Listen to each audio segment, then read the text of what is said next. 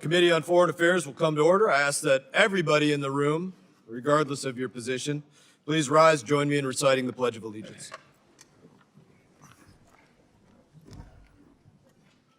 I pledge allegiance to the flag of the United States of America and to the republic for which it stands, one nation, under God, indivisible, with liberty and justice for all.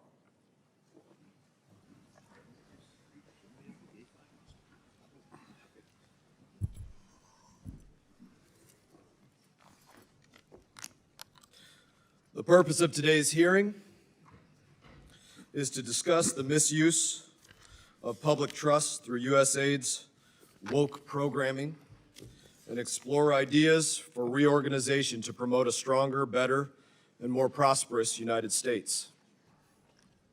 I now recognize myself for an opening statement on this hearing. I can tell you that we are here today very simply because many of the people and many of the programs in USAID have literally betrayed America. My colleagues to my left will say that I'm lying about these programs, and I know they damn well wish that I was lying. The programs that USAID and the State Department have spent money on are indefensible. They hurt America standing around the globe, and I think the fact is clear that America would have been better off if your money had been simply thrown into a fireplace. Instead, the Biden administration spent it imposing their far left-wing ideology onto other nations. Under them, USAID spent $2 million for sex change surgeries in Guatemala, $22 million to increase tourism in Tunisia and Egypt. That's not life-saving. $520 million to pay consultants to teach people in Africa about climate change. That's not medicine. $4.5 million to teach people in Kazakhstan how to fight back against internet trolls. That's not life-saving. $20,000 to help LGBT individuals vote in Honduran elections. That's not medicine. $5.5 million to improve the lives of LGBT individuals in Uganda. $14 million to identify LGBT leaders in Cambodia. $425,000 to train Indonesian coffee companies on how to be more gender-friendly. $15 million for condoms to the Taliban.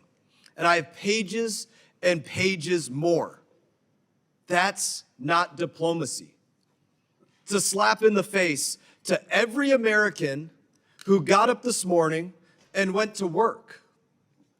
To this moment, you haven't seen or heard any of my colleagues apologizing for this being wrong or wasteful. Instead, for the left, their biggest concern is that the person assembling a team to make sure that these programs are not funded is a billionaire named Elon Musk. So out of touch that they actually believe these programs are bringing other countries closer to us, or that our adversaries are going to gain some kind of foothold if we don't continue doing these programs. That's not what competing looks like for the United States of America. On the contrary, last month, when I participated in a Q&A with my colleague here to the left in the United States Institute of Peace, which will have to explain their funding, the Ugandan ambassador stood up and said these programs were not doing anything to improve relations between our nations. Take a look at the video.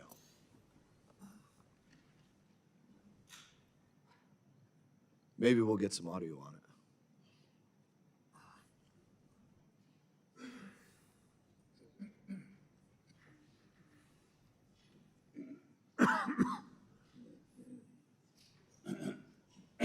Maybe we won't get audio on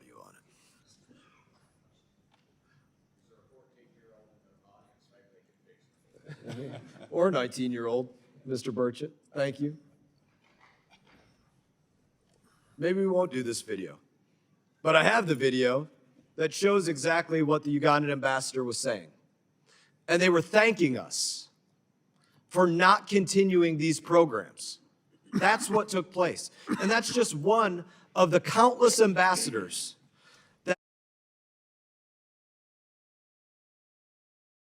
these programs will not continue, that they're going to come to an end. Yet my colleagues to the left are arguing for these programs to continue, arguing for the people who put these programs in place to go back to work, arguing that the agency that did this be allowed to continue wasting your money. They're going to argue that President Trump doesn't have the authority to do this, but the fact is, of those who were in Congress, all but 3 of them voted to give him the authority in 2024, and it says very specifically in SFOP's approach that the administration may potentially expand, eliminate, consolidate, or downsize covered departments or agencies or organizations. That's the language of the authority. It's not just the content of USAID that is the betrayal.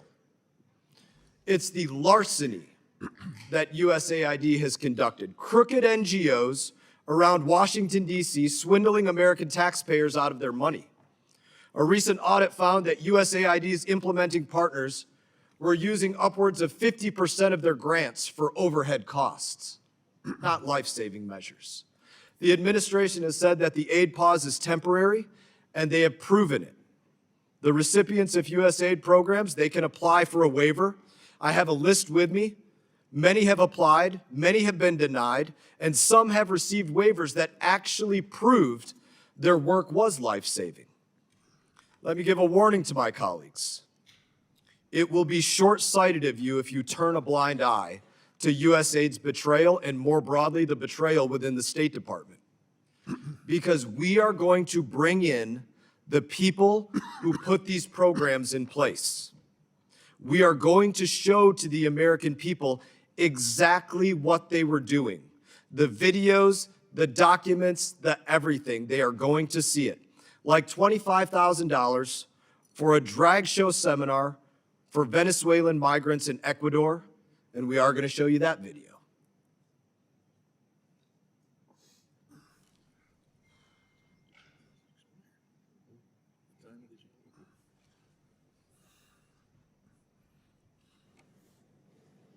That's the USAID program spending your money. We will be writing these programs out of law as we conduct our first full State Department review since 2002. I would say that when done right, foreign aid can be one of the best tools. It can help strengthen our relationships with our allies that need a hand up, and it can help countries realize that America is the best partner. But it's only true if we understand a couple of things. What does America actually need from each country or region?